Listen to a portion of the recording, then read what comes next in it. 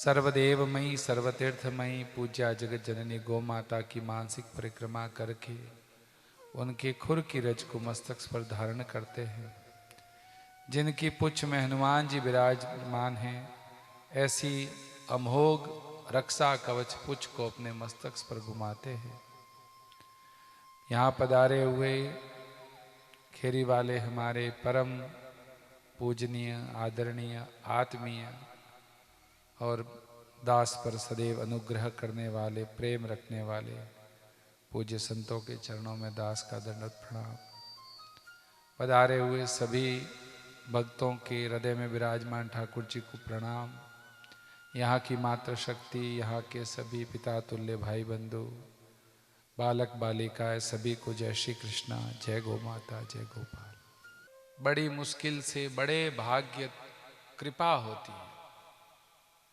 हम रास्ते में जब गाड़ी मोड़ी तो ऐसा हृदय में भाव चल रहा था कि देखो इस घोर कली काल में भी कैसी दिव्य भूमि है चित्तौड़ की।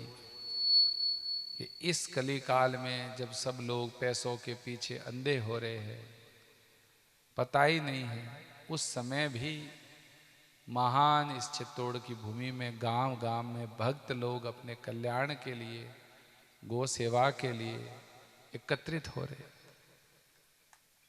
आप सब लोग जितनी शांति से, जितने आनंद पूर्वक विराजे हो, ऐसी शांति कदाचित बड़े बड़े सत्संगों में भी नहीं होती। प्रेम का जहाँ साम्राज्य होता है, जहाँ हृदय एक हो जाते हैं, वहाँ फिर सब स्वतः ही मौन हो जाता है। हम सब के हृदय में विराजमान ठाकुर जी एक है, हम सब का लक्ष्य एक है। तो जिनके लक्ष्य एक होता है तो कालांतर में उनके हृदय भी एक जैसे हो जाते हैं। भगवान के काम में किसी का कोई स्वागत नहीं और सबका स्वागत है, अलग से कोई नहीं। जैसे किसी ने सोचा होगा कार्यक्रम प्रारंभ होगा, हम एक एक करके माला पहनाने जाएंगे, फिर वो पहनाएंगे, फिर स्वागत करेंगे, फिर कोई भाषण देंगे। तो न तो भाषण देने को मिला, न किसी के वो इकला ही काम आई, न इतनी सारी माला काम आई। क्योंकि यहाँ हम सब लोग प्रेम पाने आए, माला पाने थोड़ी आए।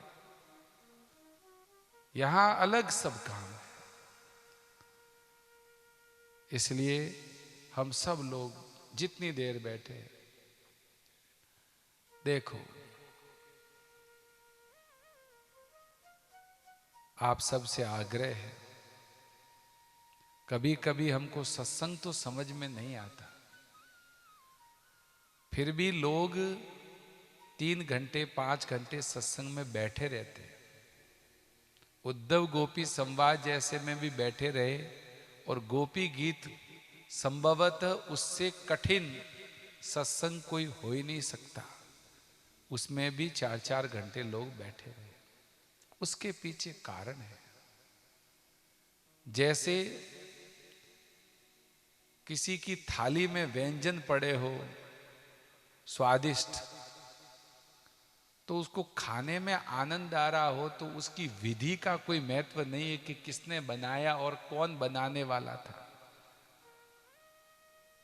इसी प्रकार जब सत्संग में प्रेम बरसता है तो ज्यादा ज्ञान से मतलब नहीं होता, लेकिन उसको लगता है कि जलते हुए जो हृदय थे, तप्त जेठ की दोपहरी में कोई लू चल रही हो, गर्मी गर्मी हो, और अकस्मात एक बहुत बड़ा वट वृक्ष आ जाए, बहुत बड़ा, जिसकी घनी छाया हो, और उसके नीचे 4-5 ठंडे मटके पड़े हो, और वहां कोई शीतल जल पिलाए, तो वहां पर बिस्तर लगाने की आवश्यकता नहीं। हाथ को तकिया देकर अभी तो सोओगे, उससे पहले ही नींद आ जाएगी। ऐसे ही जब विशुद्ध सत्संग होता है, विशुद्ध प्रेम की चर्चा होती है, कोई व्यापार नहीं होता, न वक्ता के मन में कोई लौकिक चाह, न श्रोता के मन में चाह। भाई दुकानदार माल कब बेचता है? जब मांग कोई करे। आपको लौकिक मांग नहीं और हमारे पास लौकिक माल नहीं, तो जब आप और हमारे बीच में फिर जो कुछ व्यापार होगा वो केवल हरि प्रेम का होगा, उसके अलावा कुछ हो ही नहीं सकता। तो हम सब लोग इसलिए सत्संग में भरत कई बार सोचता है, वक्ता जैसे वक्ता के हृदय में जो छुपा हुआ होगा ना, वक्ता के हृदय में पैसे है, वक्ता के हृदय में भोग है, प्रसिद्ध होने की कामना है, तो कहीं न कहीं उसका जो उद्गार है वो कहीं न कहीं रजोगुण और तमोगुण से प्रभावित हो जाएंगे। तो जैसी चमक और जैसा प्रभाव शब्दों का होना चाहिए वो नहीं होता। कई बार वक्ता अच्छे शब्दों का चयन भले कर ले, अच्छी कहानी लेके आ जावे, लेकिन 20-25 मिनट के बाद लोग उठना शुरू कर देते। कान्हा की कृपा से, भगवान की कृपा से अपने बहुत सारे चित्तौड़गढ़ में ऐसे सत्संग हुए जिसमें 6 घंटे तो कथा चलती चलती है, उसमें कोई पानी भी नहीं पीता और लघु शंका भी नहीं जाता, और सबसे बड़ी बात शुगर के पेशेंट भी नहीं जाते। इसके पीछे कोई हमारी बात नहीं, हम तो कोई है ही नहीं, इसके पीछे केवल और केवल भगवान की कृपा है। उनका कृपा प्रसाद आप सब लोग बड़भागी हो कि आज यहाँ पर पूज्य संतों की सन्निधि में भगवान चाहेगा तो सब लोग गौ सेवा में लग जाएंगे, सब लोग प्रभात फेरी करेंगे, और इन्हीं चार भुजा जी के मंदिर में अगली एकादशी को सब लोग इकट्ठे होंगे और भगवान का कीर्तन करेंगे। किसने सोचा था कि गांव में इतने लोग आज धोती पहनेंगे? किसने सोचा था कि एक दिन में गांव में इतने लोगों के तिलक लग जाएगा? कल्पना करो इस पायरी गांव में जिसमें इससे पहले इतने सिर पर उर्ध्व पुंड्र तिलक कभी लगे क्या?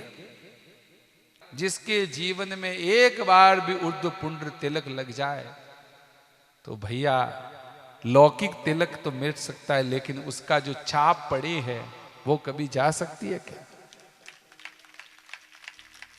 तिलक सबको लगाना चाहिए। तिलक की बहुत महिमा है।